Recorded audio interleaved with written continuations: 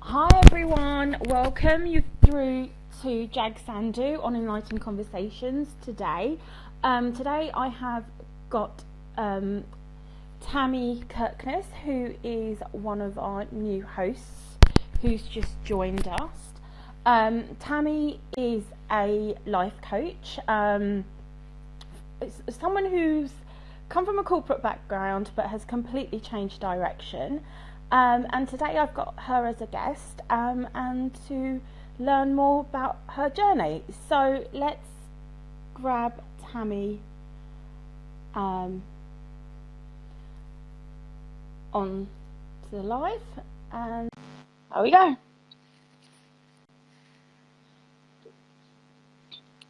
Hello! Hi! How are you? Oh, I'm so fabulous. I'm so excited to be here. Good. Well, I introduced you briefly because obviously I thought we'll get to know you a bit more about your journey and stuff. So, how are you finding it? Obviously, you've joined Enlightened Conversations, so welcome to the team Thank you very much. and stuff. So, how have you found the journey so far? Because I know you've had one or two shows already. So, how have you found it? Yeah, I had a show this time last week, actually, with Raoul. Really? And it was great. I must say, I was a little bit nervous, but when you're around people who are just like-minded souls and who care about the same stuff that you care about, I tell you what, it makes it 1,000 times easier. That's for sure. It all comes together because Raoul's lovely. He's just got this Oh, beautiful so nice. energy about him. It's just so amazing. Obviously, we've spoken briefly. Yes. Previously, it's like panic.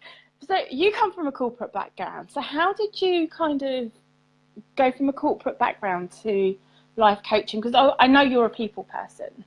So is that what drew you to move to coaching, or was it just an awakening? What happened? So I've always been really fascinated in why people do what they do. As a kid, I was always kind of sitting in the background at a party watching how everybody interacted. So I think it was always a bit of a fascination that's been there for a while. And then when I went to university, I studied psych and business, and then I smooshed those together and went into HR corporate land, basically. And so interesting. as part of that world. Yeah, as part of that world, the world is interesting. Obviously, with all the politics that comes around along with it, but you come across a lot of complicated characters in the corporate world. Wouldn't you say that? I wouldn't say they're so much highly strung, but it's almost like all their focus is like work. But they're very competitive as well, though, aren't they? I think in particular they really fall into the comparison trap, and I know that I personally did as well. It's when you're in a place, an absolute minimum 40 hours a week, which is unusual in my background. If you're spending all of your time with people who speak the same way, who want to get ahead, of course that's going to be, the scenario. So after basically burning out in that environment, as much as I enjoyed it and as much as I gained personally and professionally from it, I sort of went, there's got to be a better way. So I was in a process of healing myself out of chronic fatigue from getting so burnt out. And then once I had done that process, and it's a continual one, of course, I just couldn't bear to see any other women in particular. I work with men as well, but anybody else fall into that trap where they're so exhausted that, getting up to go to the bathroom can be an exhausting tear-inducing process, Yeah, So no, that's why I started my own business. I can completely relate to that. But how, so obviously, how was the transition from the corporate world to working for yourself? You know, obviously, when you've worked in the corporate world, you're kind of wired differently. So you go through this huge Yeah. unlearning process or unconditioning process, so to speak. Yeah. And it can be a struggle. It can be a struggle just to be in the flow. Obviously, you've got to be organized and everything, but it's almost like you're always thinking 10 steps ahead or preempting things because that's the way that you've been working for so long. But how did you find the transition? It was tricky. I was fortunate in that I had enough savings to be able to go cold turkey. And I always recommend that if people do that, that they have a minimum of 6 months of savings that they can continue to live at their present living standards. So it was a shock to the system, that's for sure. You know, in having to kind of show up and be on and in front of everybody every day. Yeah. To being at home in leggings and gum and Ugg boots. Yeah, it's pretty different. But I took it slowly and just did it one client at a time. You know, I started off cold calling, which now I just cannot comprehend that worked, but it did. I called people and asked them about their life, and oh God, crazily enough, people would say, yeah, I want your help. Amazing. And so thankfully that didn't last long. And then I had some clients and was able to refer to them to the new clients, ran workshops, and people liked what was going on. So they decided they wanted to do that workshop stuff one-on-one. Great. Yeah. So I understand that you've also spent some time in Asia and stuff. So how did you land up in Asia from a corporate background to going cold turkey and then in Asia and obviously doing your workshops and everything as a life coach? But it's like, so let's talk about your journey in Asia. How did you find it? How did you land up there? So what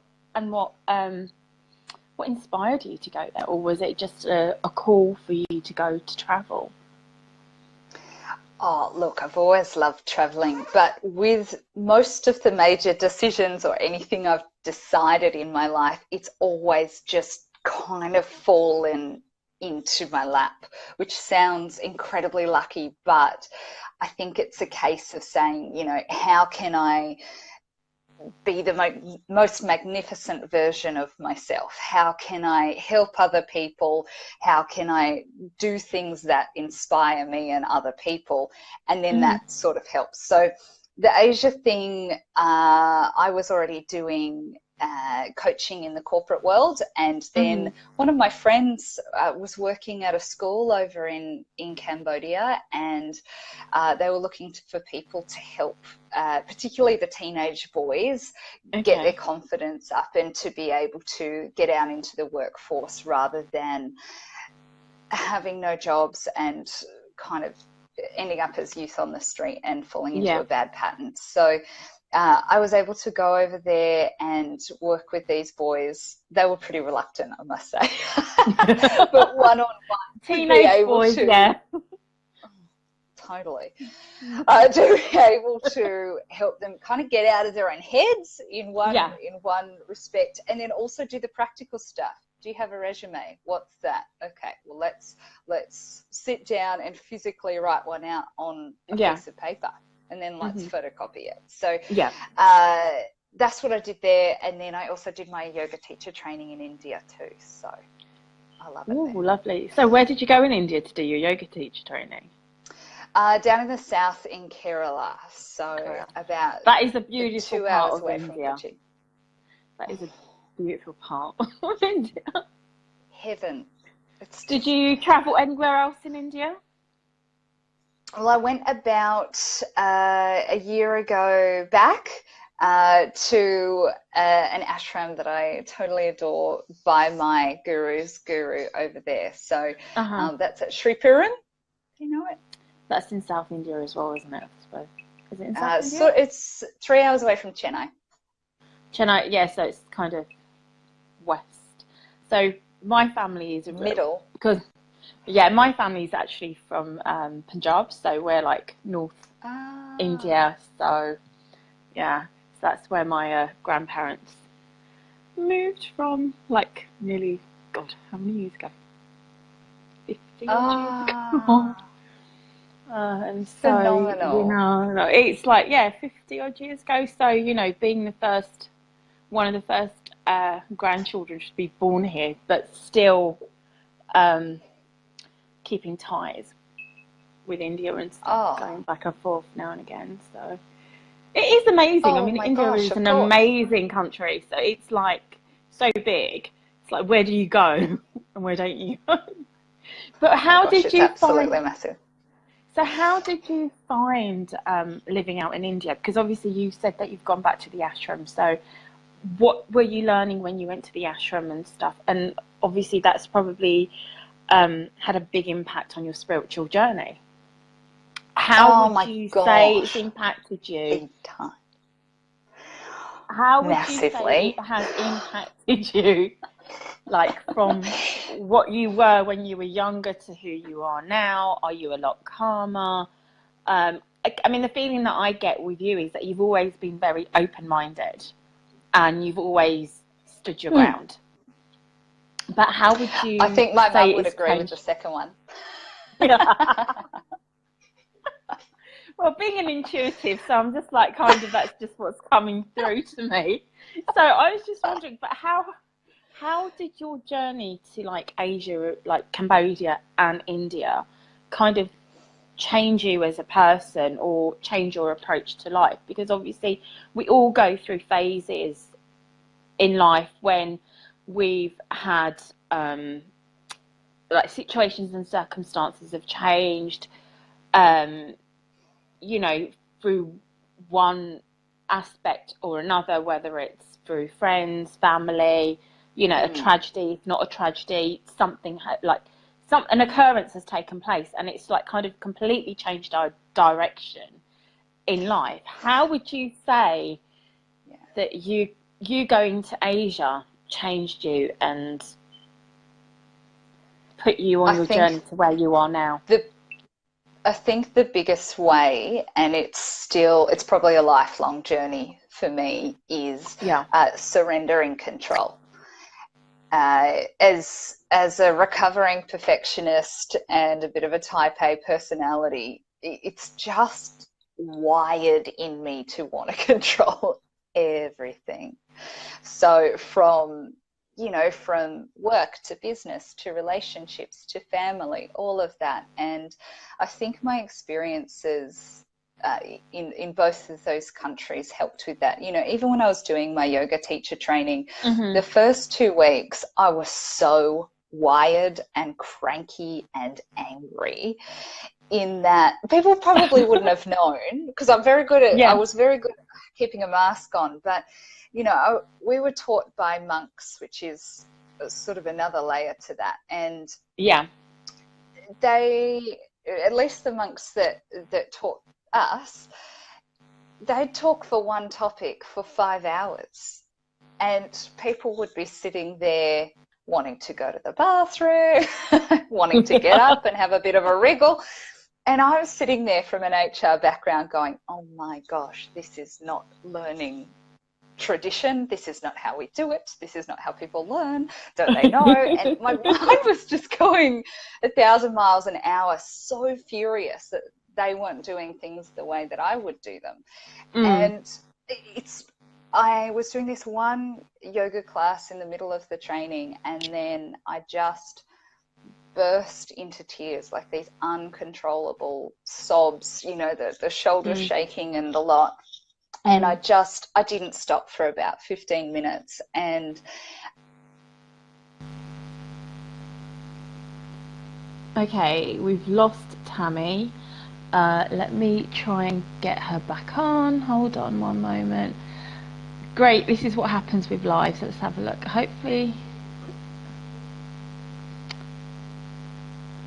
Right, so whilst I'm waiting for Tammy to come back, as you probably saw, we were speaking about her journey, and let's see. We were talking about her journey into from a corporate background into coaching, and how she changed her life by going to India, and how she was awakened. I'm going to wait until she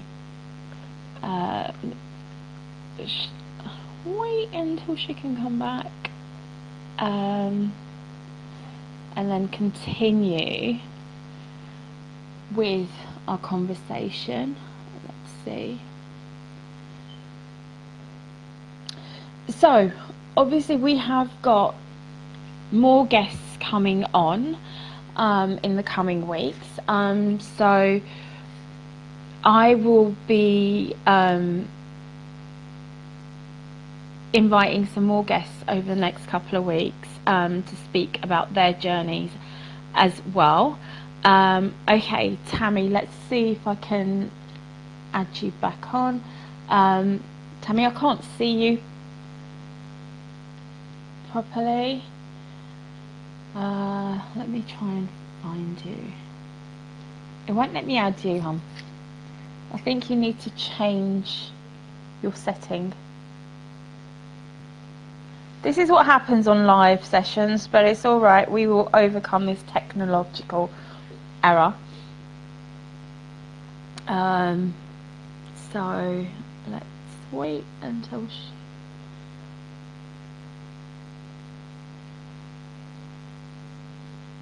Oh, let's see what's happening.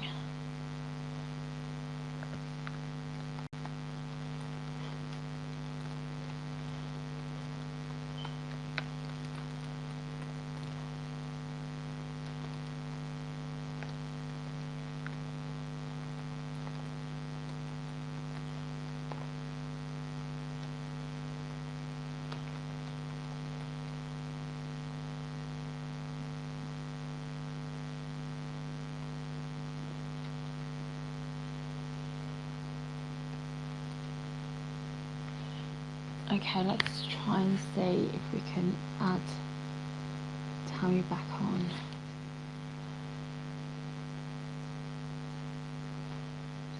Alright, sorry guys for this. Technology isn't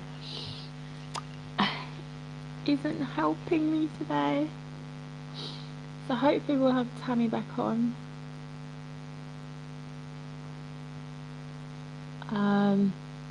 The weather here in...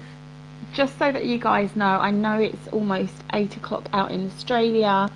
It is 10:50 here in the UK. The weather here hasn't been the greatest this week. Hopefully we will get some nice weather like you guys do have in Australia as well. So let's see if I've got time back.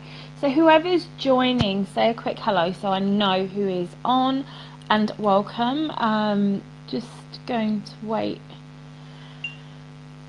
for Tabby again.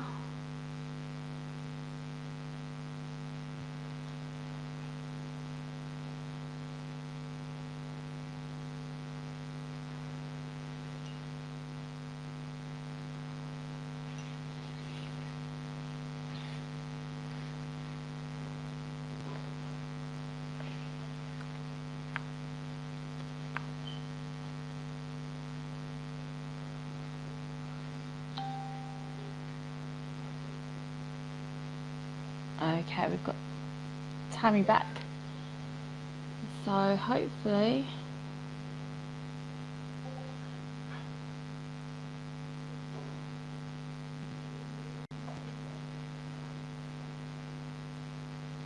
I'm hoping Tammy will come back on with me.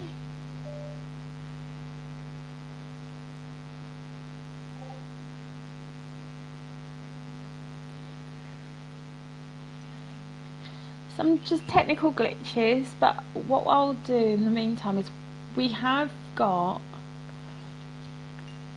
let's have a look who we have got coming on later this week as guests on Enlightening Conversations. So,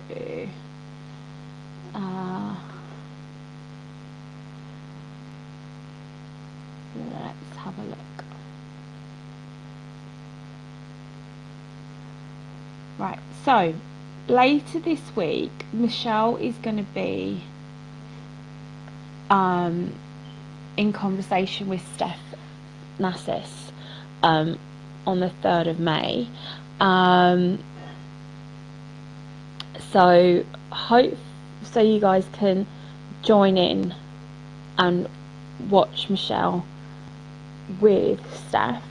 Also, we have got Raoul this week on the 4th of May in conversation with Jacqueline Close-Moore, and we have also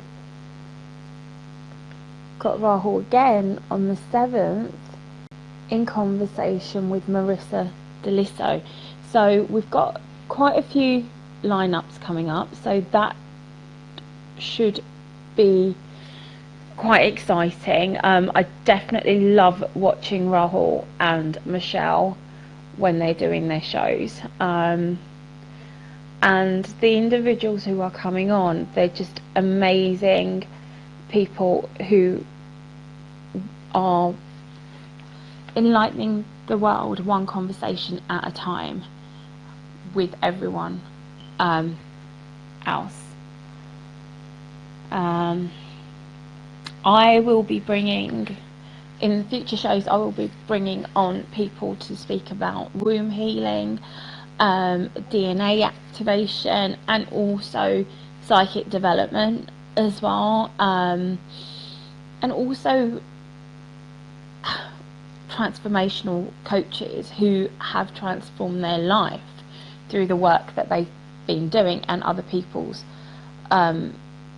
lives as well. So I think we are having issues right now.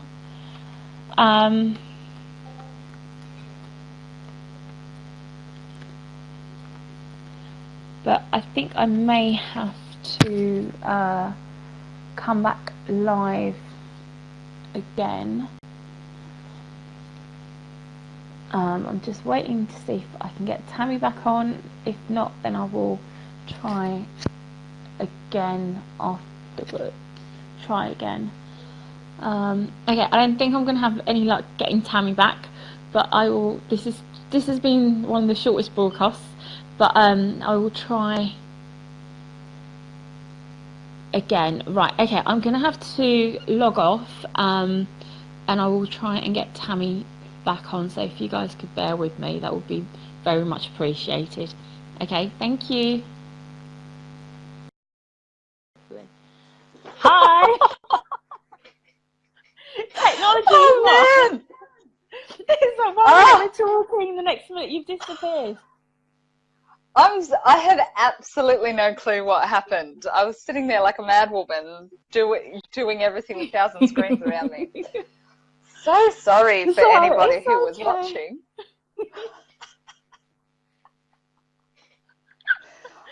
Oh, God. Anyway, so we were talking about your journey in Asia.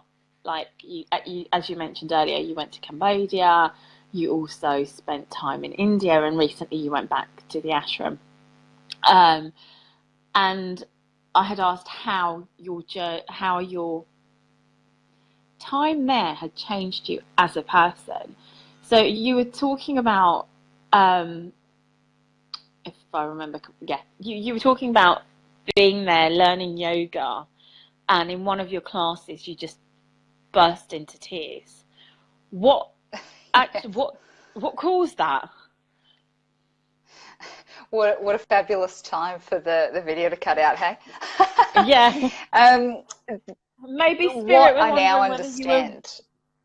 Yeah. What I understand now as to what happened during that time when I just had what felt like a complete mental, emotional, spiritual breakdown was that it was just an undoing and an unraveling of all of the thought forms, the learnings that I had around who I had to be in this world, in this life, how I had to present myself. And it, in practical terms, unraveled how controlling I was on the world around me. Now, that is still very much a lesson in process as we speak. But I mean, if I even look at how I would have responded to the video cutting out pre that time, I would have absolutely have been in a mental meltdown. I would have been sweaty and nervous and just a wreck. Whereas, despite it not being ideal, I actually had a slight giggle while it was all happening, while I was trying to fix it all. So, I mean, that contrast is so massive in my world. So I'm very, very, very grateful. Yeah, I mean, obviously, I mean, I've not been to any of these yoga teachings or anything like that, but from my understanding, it's very in-depth teachings of why you're doing that, the whole process of yoga and what it means, because it's the breath of life. So it is the breath of life, and the pure form of yoga is the breathing technique. Yes, you're doing the stretches, you're doing the Surya Namaskar and everything, and you're doing all the other poses as well. But each individual pose has a meaning to it, because obviously it's ancient knowledge, which is being passed down generation to generation. But I mean, since you've learnt the pure form, what is your take on like these different forms of yoga that are being formed around us? Like, obviously you've got Hatha yoga, you've got Kundalini yoga, but it's almost like, but if that's not yoga at its purest form. But how do you find the differences in that compared to what you've learnt? You know what? So I did learn the pure form and the Hatha style, where yoga came from, basically. But the way that I look at it is, you know, you've got your Vinyasa, your Bikram, Kundalini, you've got all of these different ones. And I sort of look at it like they're all different flavors of ice cream. You know? And some people are going to like pistachio flavor and some people are going to want chocolate. It doesn't make that ice cream any less than because it's different. So it's all good because it's all ice cream, you know? So everybody's going to be different in what floats their boat and what helps them become closer to their very essence. So if they're a Bikram kind of guy, go for it. If that makes their energies enough and their heart come alive, great, go for it. It's not my thing, but go for it, you know? Yeah. Cool, because they always say variety is the spice of life anyway. So the more you learn, the more you are open to see things coming your way. I mean, obviously, so how did you find your visit in the ashram? Completely different from day-to-day living in Australia, no doubt. Do they live in a very simple way in the ashram? Yes. There's a lot of curry.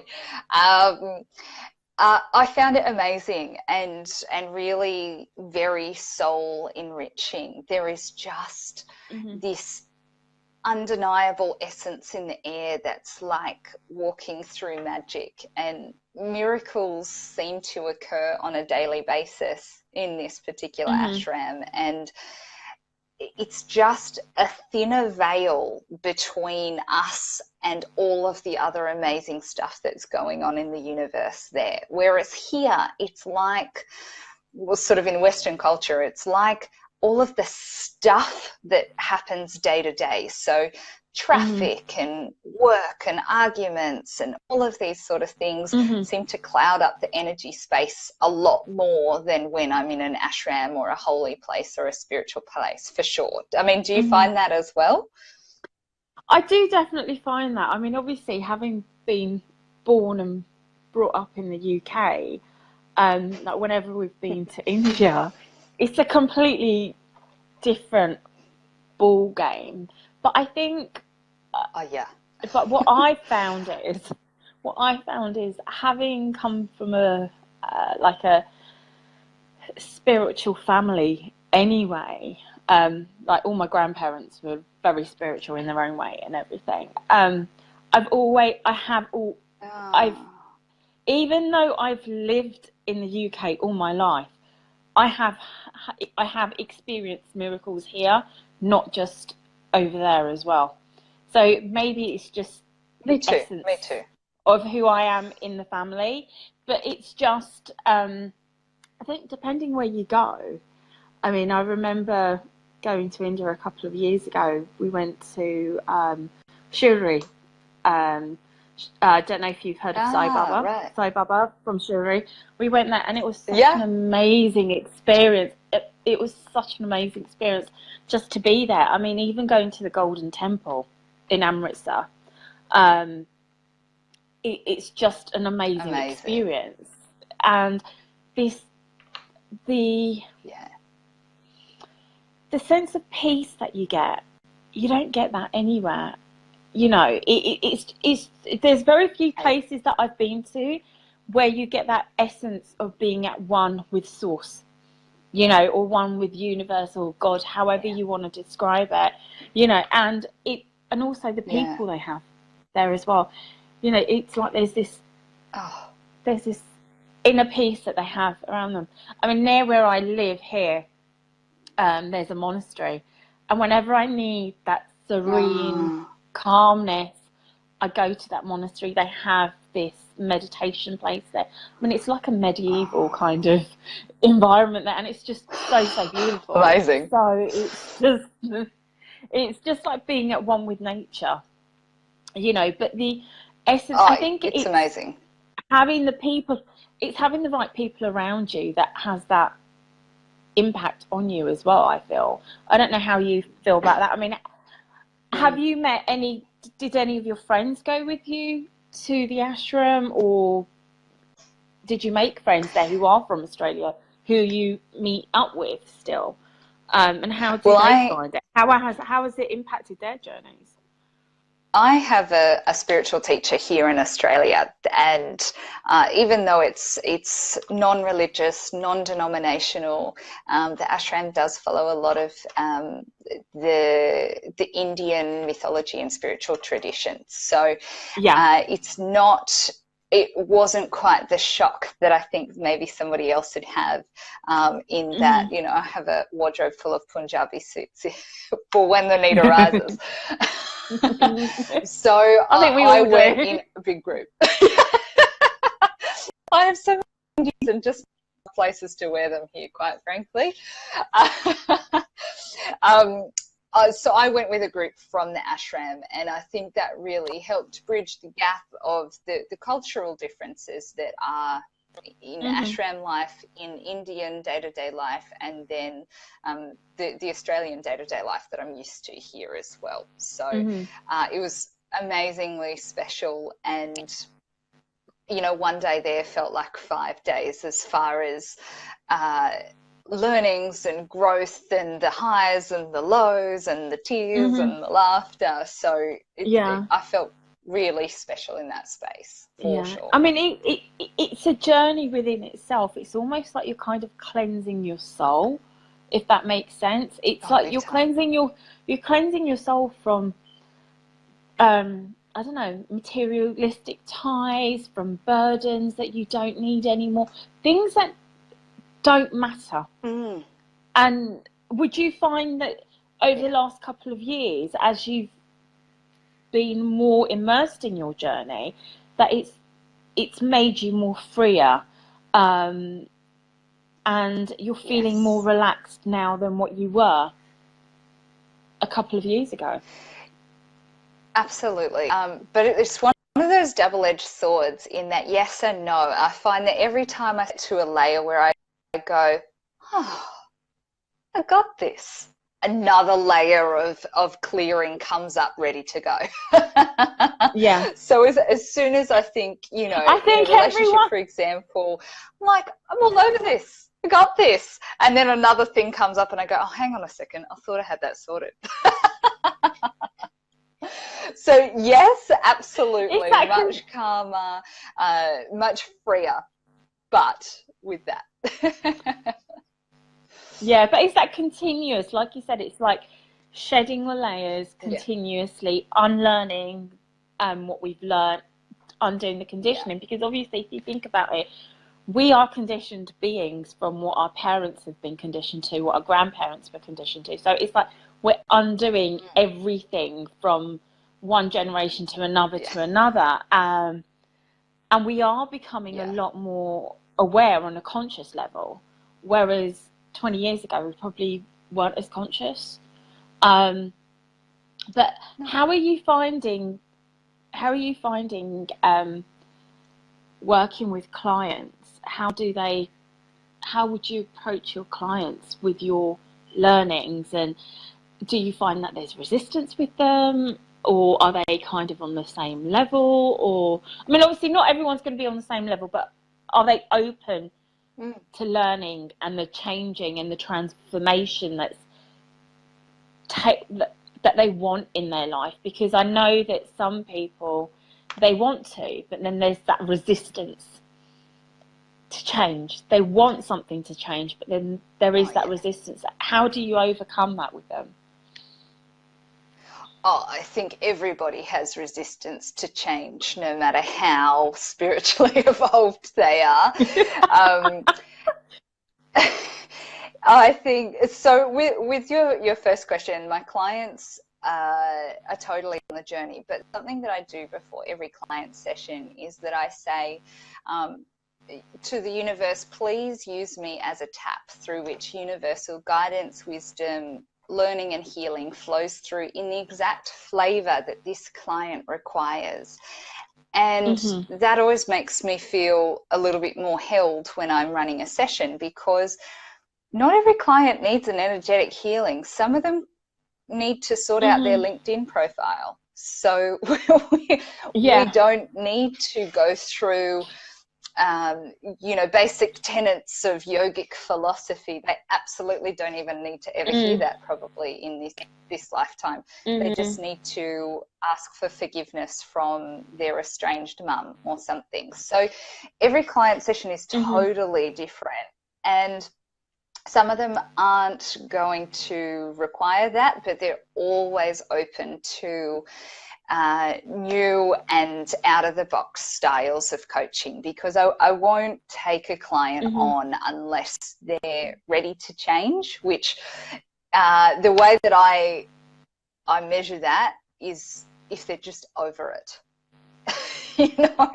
They're working at work, or they've got their business and they're just over it. Like, it's fine. It's all okay. If they kind of continued on as they were, it would be okay. But if they're just over it, that means they're willing to change. And then I'll say, look, I use a mix of techniques that are traditional coaching stuff, and then your left of center, woo-woo, hippy-dippy, yoga stuff, Eastern stuff. Are you in? And they go, all right. And then we'll give it a good crack. It sounds like, but you have clients like as well. Yeah, I have clients. How do yours as well. go? So mine, everyone's different, obviously. So I have, everyone's different. I mean, obviously I've worked with men and women. I mean, I feel as if I always end up attracting those clients who are kind of mirroring my lesson at the same time. I don't know if you find that yourself. Absolutely. Recently it's been more about self-love, accepting yourself for who you are, and releasing things and not holding a grudge against what's happened or anything, but it's almost like undoing the lessons, unconditioning yourself. And not only that, I think there's been a lot of clearing of ancestral stuff as well recently, so it's been pretty heavy. I think the energies for the last 2 months how do you go about actually clearing ancestral ties, patterns, beliefs, all of that with clients? I'm fascinated. Well, this is something that I'm venturing into. I haven't really. I'm a Zekin Reiki master, so I'm actually using Reiki with it as well. So obviously, it's awesome. I'm doing it on myself at the moment. So it's just really Cool. tapping into what's happened and breaking that. I mean, at the moment, one of the areas that I'm looking at is scarcity mindset, and how that's impacted the last 3 generations of my family. So, yeah, wow. And I'm sitting there and I'm my own guinea pig at the moment. So actually the last 3 generations, hold on, it's me, my mum and dad, my grandma, and for the last 4 generations, actually, come to think of it, I've had to work that one out, for the last 4 generations. So obviously it's just changing it. But the thing is, obviously, as we're developing and as we're becoming a lot more conscious, we're all developing our own, we're all getting downloads for different healing modalities. Whether you want to share that with somebody else, that's up to you. But it's about you kind of, what's the word that I'm looking for? You're evolving on a day-to-day basis. We're all evolving on a day-to-day basis. Some people are evolving a lot quicker, some people aren't. But the thing is, it's almost like, as you said, as we're taking layer away from layer, new things are coming up which we didn't realise were there. But it's almost like, so in your journey, obviously you've got, as you mentioned before, you thought, yeah, I've got the hang of this. But how are you dealing with things on a day-to-day basis?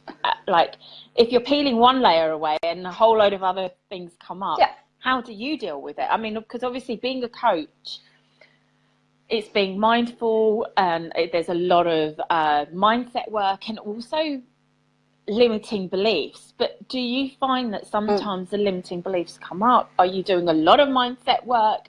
And how do you deal with it? I mean, if you're going through like a crisis, well, not a crisis per se, like you will have a trigger come up. How do you work through that issue, like that mindset? Do you do a lot of journaling? Obviously you're meditating, you're being mindful. Obviously everyone has got their own technique, but how do you overcome that, and how do you apply that in your teachings as well, helping others around you? Because you have a very calming influence. Thank you.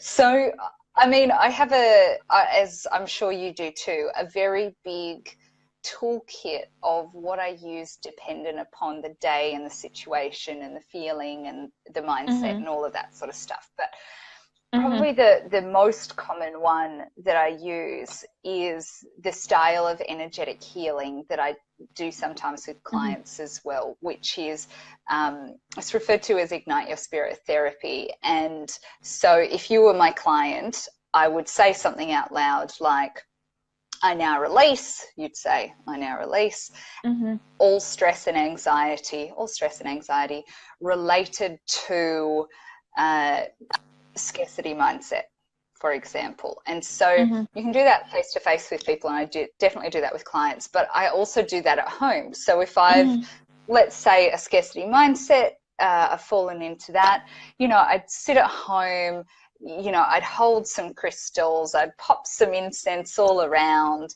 and then I'd go through that process and say releases. So I now release all anxiety related to not having enough, not being enough, not being seen as enough, not being valued, seen or heard. Breathing in and releasing it all out, and then I'd add back in the positive version of that. So I'd say something similar to, I'm so grateful that I have enough. I'm so grateful that I have an abundance of money and resources and love at my fingertips. And so I'd really pull that into my body and feel that in every single cell. And because very conveniently, I'm also clairvoyant, so I can see it come in and out, which is very helpful indeed.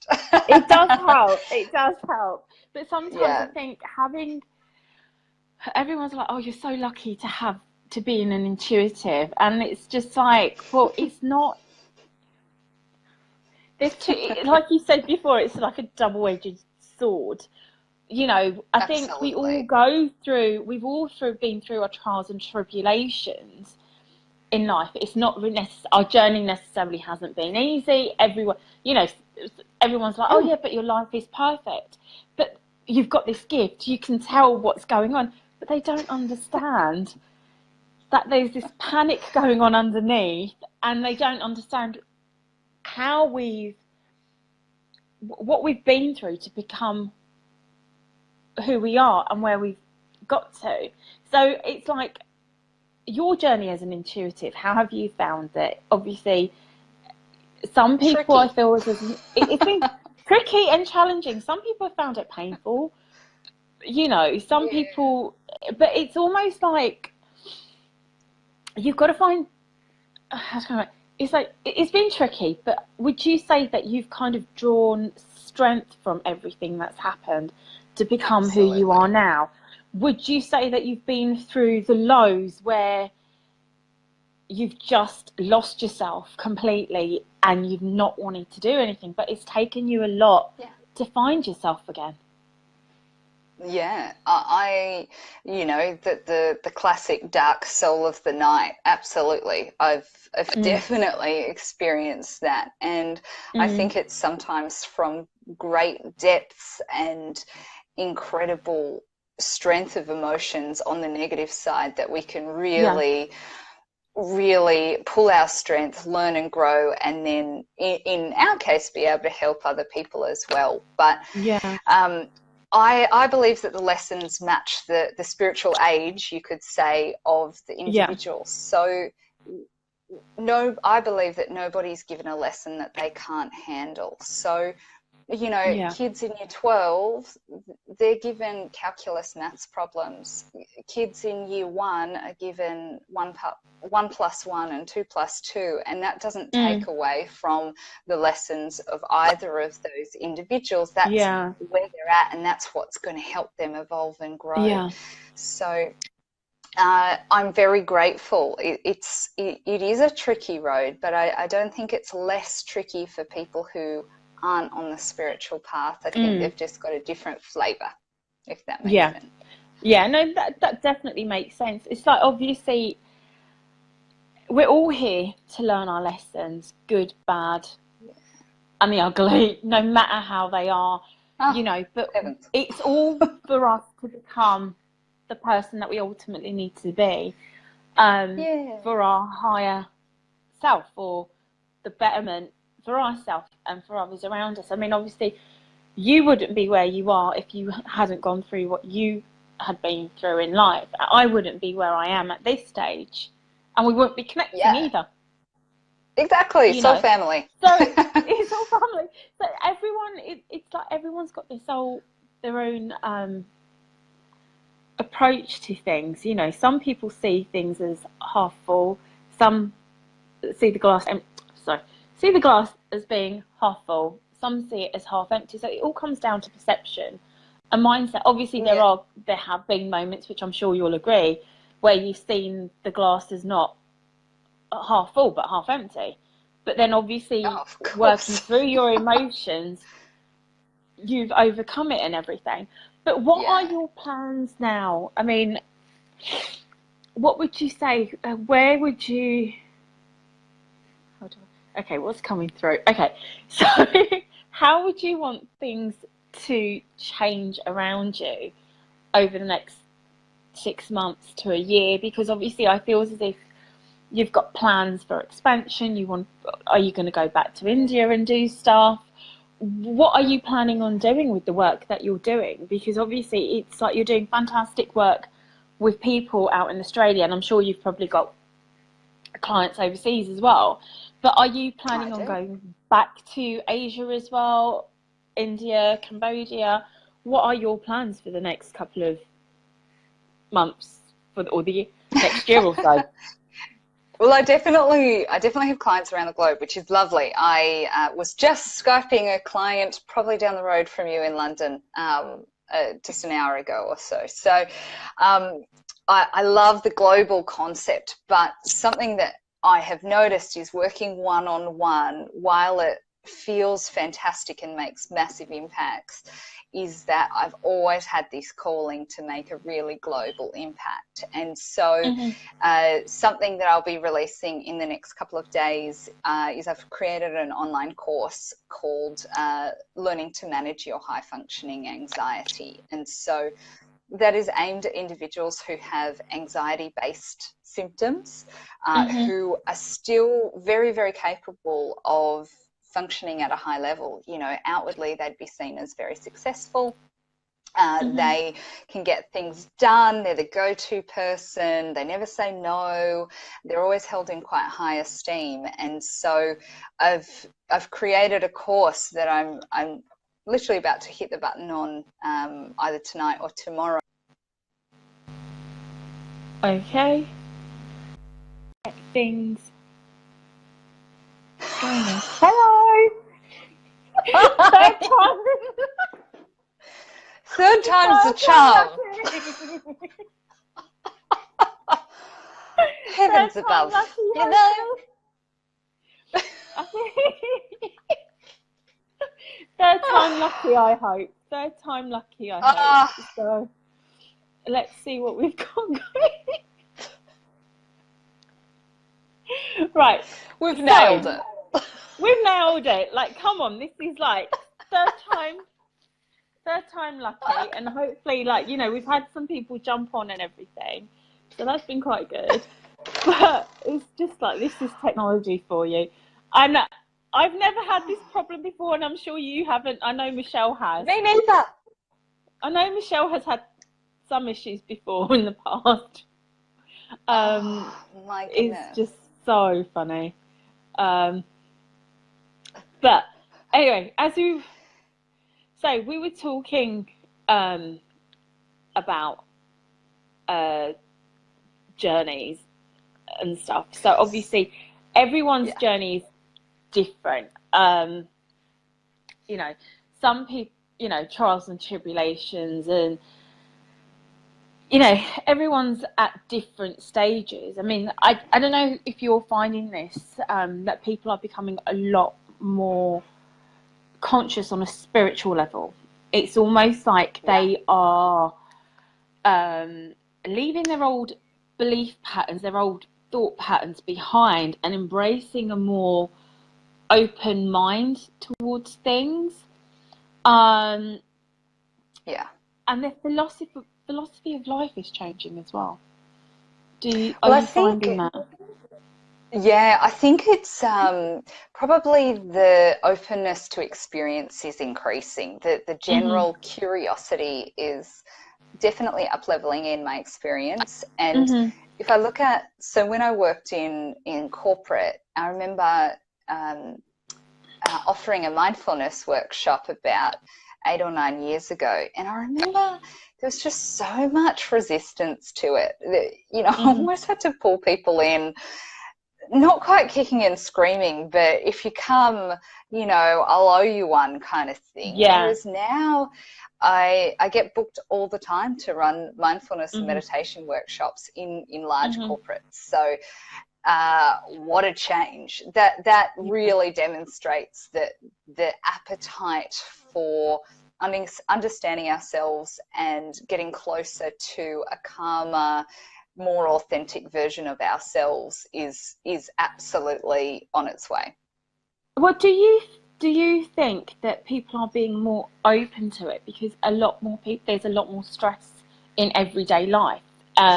You know, corporate employees are like kind of worked to the bone, literally. They're so, you know, they're working all hours that God's sending. Yeah. You know, it's almost like a 35-hour week really turns into a 50 or a 60-hour week, depending on what job you're doing. So do you feel as if it is because of that, or what do you think it could be? I mean, obviously, I know 8-9 years ago, you know, mindfulness was just coming in slowly, but it's almost like, you know, like some things come in and they're like a fad. Do you think that people are thinking that mindfulness is a fad, or are they actually becoming more accepting of that people need to be more mindful in order to be more in the moment and accepting of things the way they are? Because obviously, like you said, like you used to be like a complete control freak, and you're still trying not to be like that. You're trying to slow down and be open and kind of go with the flow. Obviously, we've had a few tech issues, but you know, we're not freaking out. We're just laughing about it. Whereas I can completely relate to you, having come from a corporate background myself. You know, having worked in corporate for years and years, you know, everybody would be freaking out if the conference call wasn't working, if, you know, the presentation had dropped, and, you know, calling IT or, you know, visual VA and everything, and you'd have to get the tech, like, we have to have someone here. But, you know, they're like, yeah, but no one can come for the next hour. And you'll be like, oh, and then you'd be like sorting things out yourself. But what do you feel? Do you think that people are thinking that are taking this as a fad, or are people genuinely becoming more accepting that they need to be more mindful and in the moment? Whereas, like you said before, you know, you'd be like, I owe you a favour if you'd come to this workshop. I think it's, I don't think it's a fad. I think people are really, it's only just starting to soak in, though. Yeah. I think the excitement of mindfulness might be a fad, but I think the depth of it is slowly starting to seep in. And I think that's represented even in our everyday language, you know. I don't think my parents would have ever mentioned anything growing up of, you know, it's really important to be mindful, or let's be mindful about our dinner. They're just not even words that I heard growing up necessarily. But I hope it's a bridge to even more depth and understanding about how to interact with ourselves and others, and how to spread more joy and compassion, because you can only do that if you understand where you are in this very moment. So I'm hopeful that it's a bridge to somewhere even potentially greater, for sure. I feel definitely, I mean, I think that if you're in a stressed state of mind, and I'm sure you've found this, you're not doing yourself any favours or anybody else any favours. You know, and forget about, you're more probably, you may show compassion to somebody else, even if you're in a stressed state of mind, but the same compassion that you're showing others, it's important to show it to yourself. And also self-love. You can express love and care towards everybody else, but you need to express it to yourself as well. You know, first of all, ideally. you do. I mean, obviously, on a daily basis, and less of the negative self-talk, less of the self-doubt as well. But if that's what you've had from day one, it's very difficult to switch it off straight away. And we've all, it's like, we are all perfect in our own way with our imperfections. People haven't been accepting of their flaws as much, you know. So people have been, I mean, some people may say, oh, they're really selfish, but nobody knows what that person's going through. You know, and we've got to be a bit more judgmental. And obviously, no one's perfect. We all can be judgmental at times without even being aware of it. But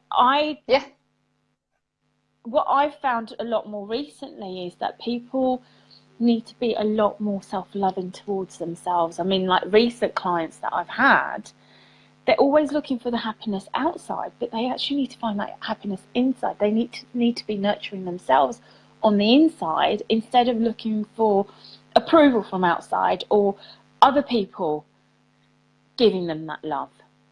I don't know if you've been finding that with your clients as well, but it just seems to be a theme that I found in the last couple of months. And, you know, I mean, when you look at your own life, it's such an eye-opener that the people around you, to a certain degree, are mirroring things that are going on in your life at this moment in time, or that have been going on.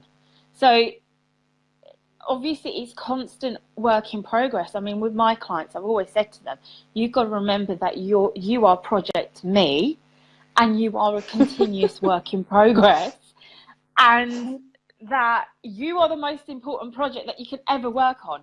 No one else is going to be that project. And until you are fully happy within yourself or continuously feel happy, you know, you're going to have moments where you've you're going to heal yourself, but then you're going to peel away another layer, like you said earlier. Something else is going to come up, right? But it's very important not to preempt things. I don't know if you have found this, but I feel as if it's just really important to just go with the flow and just deal with things as they come up, and don't delve deeper than what you need to, because if you delve deeper than what you need to, you might kind of stop your growth, you know, in a way where you may slow down, where you need, I can't even get my words out tonight. Can't even get my words out. You may end up slowing your growth to evolve to the next level, if that makes sense. You know, you may not be able to handle things, or you may drag your feet too much and do you mean come up against sort of the difference between letting things come and forcing the growth? Yeah, don't force the growth, just go with the flow, because obviously energy just needs to flow. You can't force it. And it's like, no matter, and I'm sure you found this working in the corporate environment. It's been a long few days. Even in the corporate environment, when you've wanted things to get done, nobody does it. They'll just brush everything underneath to the bottom of the pile. Whereas if you left them to it, they'd do it, unless it was like deadlines, and you apply pressure, then they'd deliver. Yeah. Did you ever find that? Totally. Yes. Of course. And I think to your earlier point about self-love is the three things that I have found that make the biggest difference to people's lives throughout my coaching practice is there's three. So one is the ability to treasure ourselves with self-kindness. The second one is to love and accept ourselves exactly as we are. And the third is to trust our gut and our intuition. And when those three things start to fall into place, they're the things that make the biggest impact on day-to-day life, happiness, manifestation, all of the good stuff that we want in our world. Yeah. So I mean, obviously they're the things that I found. But I think what I found is that a lot of people discredit their gut instinct so much, and that's the classic, you know, and it's almost like they're like, we want to manifest this, we want to manifest that, but it's not always easy to manifest things unless you've worked through those emotions. Do you find that? I find it's far easier to manifest things if I'm feeling calm, not controlling things, feeling good with my family, with my amazing partner, with my work. If everything feels comfortable and I feel at peace, things just drop in. It's pretty amazing. Yeah, it comes down to mindset. I mean, obviously I've come across a lot of people who've like, we want to manifest this, but it's not happening. But it's where's almost, my car? Yeah. So if someone came to you and like, all right, I've set this intention, like I want, like for example, I want a car. This is the type of car I want. I don't know, say an Audi A8 or something. I don't know, you know, some flashy car. And nothing's happening. How would you tell them to? What techniques would you give them to try and manifest their ideal car? Hi, Paul. So I think your most typical manifestation process is to have a vision board. There is one just here. So cut out a picture of it, stick it in front of your workplace, put it in the background of your phone so you're physically seeing it all the time, and that helps to kick into gear your reticular activating system, which allows for things that you're already focusing on to be pulled closer to you. But if they're doing all of that already, for example, I always go down the path of that's when we need to stop being so attached to it and truly surrender our attachment to having that car, that job, that husband, whatever it is. And the way I personally visualize it is in our supermarkets here. I can't remember. I used to live in London. I can't remember, but next to the supermarket registers, they have these clear cash tubes. And so when the registers have too much money in them, they put it in these funny little canisters and they go, yeah, we still have them. You've got those? As well. Yeah, we still have them, yeah. So when I am doing my best to surrender something, so let's say the e-course that I'm launching in the next couple of days, of course I want that to do gloriously well. Yeah. But I know it's important to surrender my attachment to it. So what I do once I've done everything I can do for that course to make it approachable, easy to understand, is I close my eyes and I visualize putting everything to do with that course into a cash tube, and then I let it get sucked up and I visualize it going up into the universe, and I'm like, well, I've done my bit. But how do you find that manifestation technique works for you? Because obviously what works for you will not necessarily work for someone else, but it's about getting into that moment and finding something that works for you. But I just feel as if I don't know if you find this yourself, but I feel as if a lot of people kind of attach themselves too much to the outcome. It's like they're clutching at straws to really get the outcome. But it comes down to being mindful and going with the flow. It's the nature of humanity. We want a certain outcome, of course. Yeah. We want our lots of money or our glamorous partner or whatever it is. Of course we want that stuff. But, you know, trusting in a world that's bigger than you and a universe that knows best takes practice. You know, that takes time. If all else fails, pray to your peeps, whoever they are, and say, please help me to surrender this. Please help me to let go of my attachment to this particular event, situation or happening. And then that's my last ditch effort, basically. How do you feel like you've changed over the last 5 years? Like, obviously you've had a massive transformational journey from the corporate environment to where you are now, but how do you, like, if you look back at childhood and compare your life now to childhood, is it completely different, or where did you envision where did you think you would be as an adult compared to when you were a child? You know, are you similar to when you were a child? Obviously we all evolve, but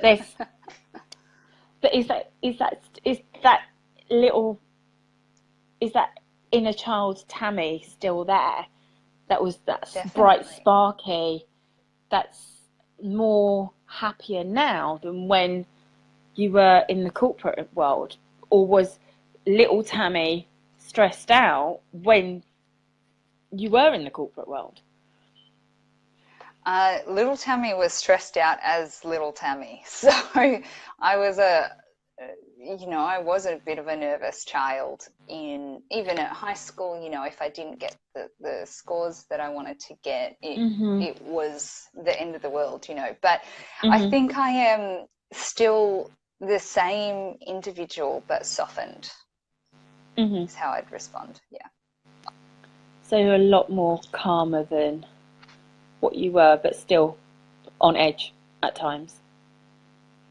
Yeah, I'm a human. If I'm in traffic, it's still going to bother me sometimes, that's for sure. And that's all good. And that's all good.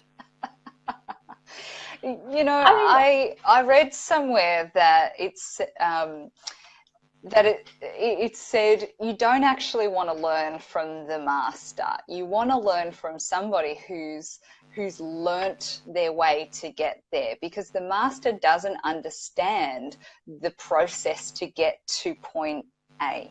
Whereas the person who's gone through the mud and the dirt and the grime and the time and the energy that requires, understands what that process is like and has greater compassion and techniques and tools to be able to give their students. So yeah, I absolutely was never the master of calm and mindfulness and Zen. I have absolutely worked my way there.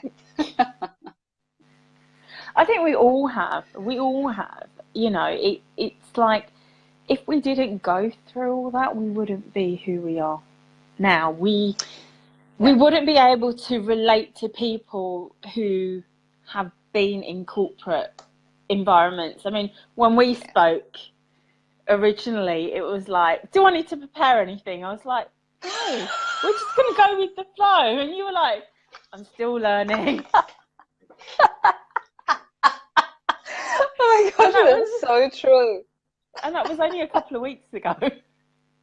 Oh yeah, look, it's a balance for me, and I think it probably always will be. I believe our strengths are also our weaknesses, and so I don't want to give away the strengths that come with that, and it's about, for me, a softening of that, and ensuring that I can still be a productive and effective in the world while maintaining my spiritual path and journey, and having a little bit of column A and a little bit of column B. I don't aspire to be the Zen monk who doesn't get fazed by the traffic. I aspire to be the rawest, most authentic, most beautiful version of my soul that I can be, and this is how it manifests as we're at the moment, and I'm cool with that. It's all the journey, and there's nothing wrong with that. I mean, I remember when going for interviews years ago, what's your strengths, what are your weaknesses? And I hate that question. And my response, well, I think a lot of people hate that question, but my response would be, well, your weakness can become your strength depending on the situation and circumstance. And as you said, your strength can become your weakness. So it swings and roundabouts. Exactly. It's taking the good and the bad, and it's never going to be the same all the time. So, I mean, next time round, it'll probably be you on the flip side and me on the other side. So, that's right. Just for an example. So, but I mean, and with your new course that you've got, that you're launching, how is that going to help others? I mean, obviously, this is something I feel you've gone through yourself and you've applied to yourself. Yeah. How do you feel your course would help others? So is this who is the course aimed at as well? It's aimed at people with high functioning anxiety. So people who are strivers, they're ambitious, they're either on their way to success or already there. However, underneath that mask, they are excessively worrying, they are perfectionists, struggle to delegate anything to anybody else, and hold themselves and other people to unrealistic high expectations. So it's a 6-week course essentially to manage all of that stuff. So each week has a different theme.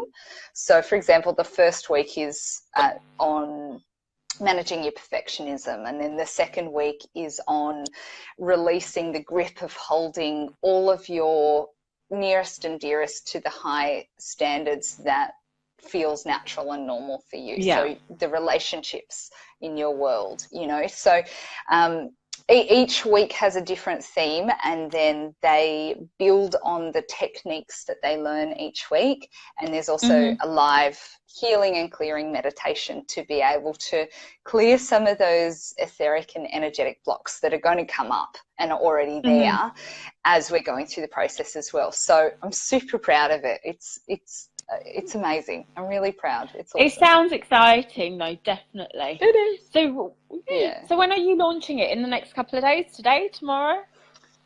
Next couple of days. So I will add the link to the course underneath this live. So anybody who's liked any of the 3 videos, I'll pop it there so they can check it out if it floats their boat.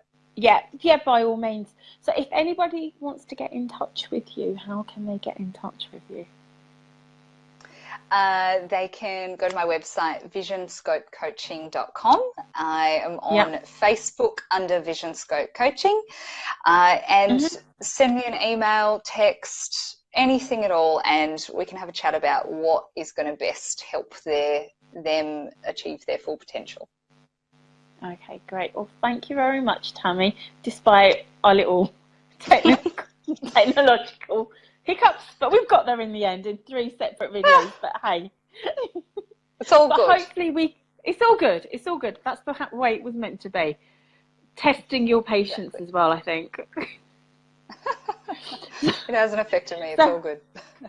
It's all good. So hopefully we will catch up again, maybe in a month or so, and see how you're getting on with after your course and stuff, and we can talk more about your journey. Okay. Beautiful. Great. Well, great. Thank you very much for joining me. And I will catch up with you soon. Okay. Thank you for having me. Bye, Jag. Bye.